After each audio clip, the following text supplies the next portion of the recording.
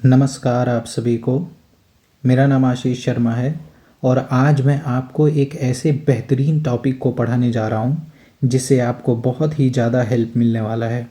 ये UPSC level के topics हैं जो यूपीएससी प्रीलिम्स और मेंस में बहुत ही बेहद भूमिका निभाएंगे।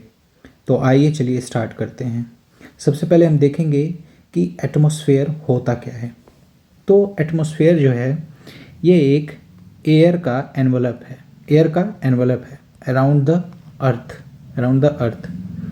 हमने यहाँ पे लिखा है एंशिएंट अर्थ। इसका मतलब है कम से कम 3 से 4 बिलियन ईयर एगो क्या होता था, फॉर्मेशन, एटमॉस्फेयर का फॉर्मेशन जो है वो नेबुलर एक्रीशन का प्रोसेस से फॉर्मेशन हुआ था। माना जाता है, ऐसा एक थियरी है नेबुलर हाइपोथेसिस।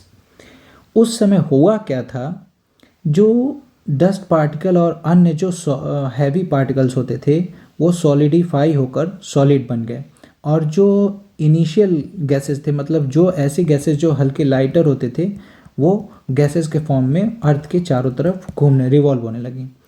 इसी से एटमॉस्फेयर जो है डिराइव हुआ था नेबुला से। ठीक है, उनको नाम दिया गया इनिशियल गैसेस स्टार्टिंग टाइम में। और जो जो क्या है नेबुलर एक्रेशन प्रोसेस क्या है कि हैवियर एलिमेंट और मैटर बिकम सॉलिड अर्थ, यानी ये जो सॉलिड पोर्शन है यहाँ पे हैवियर एलिमेंट और मैटर है, और जो ये गैसियस पोर्शन है वो lighter gases become the atmosphere. तो ये एटमॉस्फेयर है और कैसे बना ऐसा माना जाता है। अब आइए देखते हैं कि कंपोजिशन क्या है, मतलब एटमॉस्फेयर मिलकर किससे बना है। तो it is a mixture of gases, water vapour, dust particle, ice crystals और पॉल्यूटेंट जैसे एरोसॉल। पॉल्यूटेंट क्या होता है, ये एक नॉन नेचुरल सिस्टम का पार्ट है। पॉल्यूटेंट जैसे PM2.5, PM10, SO2, उसके बाद अन्य ऐसे डस्ट जो गाड़ी के धुएं अन्य चीज़ों से निकल के आते हैं, कोयले की खदान से निकल के आते हैं, किसी से भी ऐसी जगह से निकल के आते हैं जो एरोसॉल बनते हैं। ठीक है, ये बहुत ही हानिकारक होते हैं एटमॉस्फेयर में। ये श्वास से रिलेटेड इशू क्रिएट करते हैं। जैसे अभी रियल एग्जांपल, बहुत सारे ऐसे सिटी जहाँ पे पॉल्यूशन बहुत ज़्यादा है, वहाँ पे ऐसे पॉल्यूटेंट्स बहुत ज़्यादा क्वांटिटी में हैं। ठीक है, एक छोटा सा हमने लिख भी रखा है, anything which is not part of natural system. Natural system का ये पार्ट नहीं है, मतलब मैन मेड हो सकता है। ये टोटली क्या है, मैन मेड से निकल के आता है, मैन मेड से निकल के आता है। ठीक है, अब चलिए देखते हैं जो एटमॉस्फेयर कंपोजिशन के कुछ कंपोनेंट हैं, जो क्या हैं, परमानेंट हैं, और क्या है, कुछ वेरिएबल। परमानेंट कंपोजिशन में क्या है, नाइट्रोजन गैस है जो परमानेंट गैस है एटमॉस्फेयर में। ऑक्सीजन गैस है, परमानेंट है। वेरिएबल कंपोनेंट क्या है, वाटर वेपर बढ़ता घटता रहता है। डस्ट जो है बढ़ता घटता रहता है। पॉल्यूटेंट जो है घटता बढ़ता रहता है। बारिश हो जाए तो पॉल्यूटेंट कम हो जाता है दिल्ली में, और बारिश ना हो तो पॉल्यूटेंट की मात्रा इतनी बढ़ जाती है कि सांस लेना मुश्किल हो जाता है। अब चलिए देखते हैं कि ये कितने प्रोपोर्शन में पाए जाते हैं एटमॉस्फेयर में। तो नाइट्रोजन जो है 78% है, ऑक्सीजन 28% है, आर्गन 0.93% है, CO2 0.03% है, हाइड्रोजन और ओजोन 0.00005% है, बहुत ही कम मात्रा में। इन्हीं सब गैसों से मिलकर 99% एटमॉस्फेयर का कंपोजिशन हो जाता है। इसमें देखिए एक इम्पॉर्टेंट नोट क्या है, जो वाटर वेपर है वो हार्डली 6 से 7 किलोमीटर के रेंज में अर्थ सरफेस से पाया जाता है। मतलब सपोज करिए ये अर्थ सरफेस है, तो जो ये है ये 6 से 7 किलोमीटर का रेंज मान लीजिए, तो इसके ही बीच में वाटर वेपर कंटेंट होता है।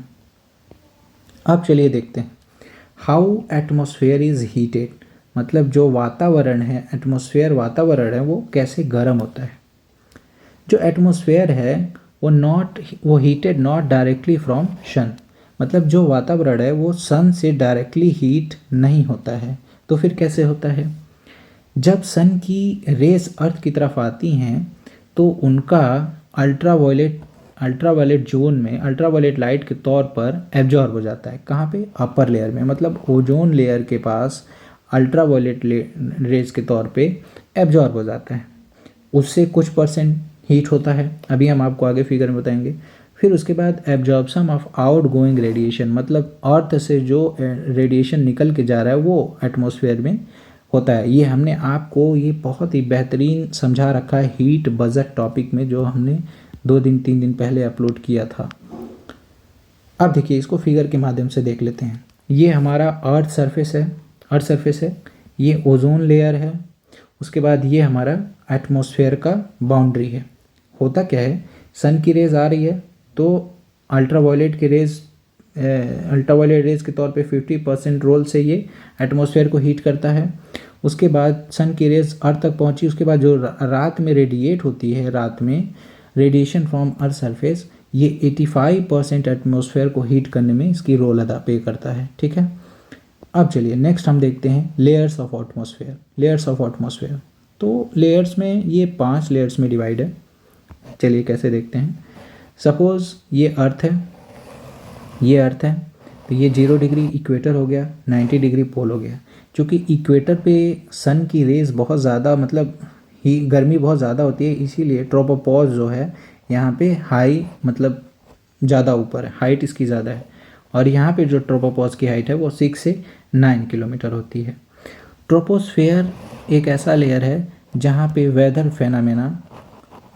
टोटल वेदर फेनामेना इधर ही होता है। बारिश होती है, थंडरस्टॉर्म होता है, लाइटनिंग होती है, सब कुछ इधर ही होता है। इसके बाद आता है स्ट्रेटोस्फेयर। इसे माना जाता है बहुत ही काम स्फेयर, जहाँ पे एरोप्लेन्स को उड़ाया जाता है, इसलिए ताकि उनको दिक्कत ना हो। उसके बाद आता है हमारा मीज़ोस्फेयर, और मीज़ोस्फेयर की हाइट होती है 80 किलोमीटर, और ट्रोपोस्फेयर 16 to 18 किलोमीटर से 50 किलोमीटर के बीच में स्ट्रेटोस्फेयर है। तो जो स्ट्रेटोस्फेयर है वो 16 से 18 किलोमीटर ट्रोपोस्फेयर, और इसकी रेंज 16 से 18 और 50 के बीच में स्ट्रेटोस्फेयर पाया जाता है। 50 से 80 किलोमीटर के बीच में मीज़ोस्फेयर पाया जाता है। उसके बाद 80 से 800 और 1000 किलोमीटर के बीच में थर्मोस्फेयर पाया जाता है। यहाँ पे आयनोस्फीयर भी बोला जाता है, जहाँ पे एक्सरे और रेडियो वेव्स का मतलब आना जाना रहता है। उसके बाद लास्ट में पड़ता है एक्सोस्फेयर, जिसकी हाइट अप्रॉक्स मान के चलते हैं 10,000 किलोमीटर तक होती है। अब आप देख पा रहे होंगे हमने यहाँ पे लिखा है T inversely proportional to H, directly proportional to H, inversely proportional to H, T directly proportional. यहाँ पे T का मतलब है टेम्परेचर, H का मतलब है हाइट। इन्वर्सली का क्या मतलब है, जैसे जैसे हाइट इंक्रीज कर रहा है, टेम्परेचर क्या है, डाउन होगा। शांत भाषा में इसको बताएं तो जैसे जैसे आप ऊपर की तरफ बढ़ेंगे, हवा ठंडी होती जाएगी। क्या होती जाएगी? हवा ठंडी होती जाएगी। और स्ट्रेटोस्फेयर में क्या होता है, जैसे जैसे आप ऊपर बढ़ेंगे जब ट्रोपोपॉज से, तो जो हवा है हाइट के साथ, मतलब जो टेम्परेचर है हाइट के साथ, वो उतना ही मतलब हाइट जैसे जैसे बढ़ेगी टेम्परेचर भी बढ़ेगा, हाइट घटेगी तो टेम्परेचर भी घटेगा। फिर उसके बाद मेसोस्फेयर में क्या होता है, फिर वही केस आ जाता है, temperature is inversely proportional to height, मतलब जैसे जैसे हाइट बढ़ेगी टेम्परेचर कम होगा, यानी हाइट के बढ़ने से वहाँ पे मतलब ठंडी बढ़ती जाएगी। फिर उसके बाद फोर्थ केस में भी वही सेकेंड केस अप्लाई होता है, टेम्परेचर बढ़ेगा यानी हाइट बढ़ रही है, टेम्परेचर घटेगा जब हाइट घटेगी। तो उसके बाद एक्सोस्फेयर में आप आगे की तरफ निकल जाएंगे, एटमॉस्फेयर वहाँ से एनवलप क्रिएट रहता है। ऐसे एटमॉस्फेयर का ये मेन बाउंड्री है। तो ये बहुत ही बेहतरीन टॉपिक है और मुझे लगता है आपको समझ में भी आएगा, और इसमें कोई भी प्रॉब्लम होगी तो आप हमसे कांटेक्ट कर लीजिएगा।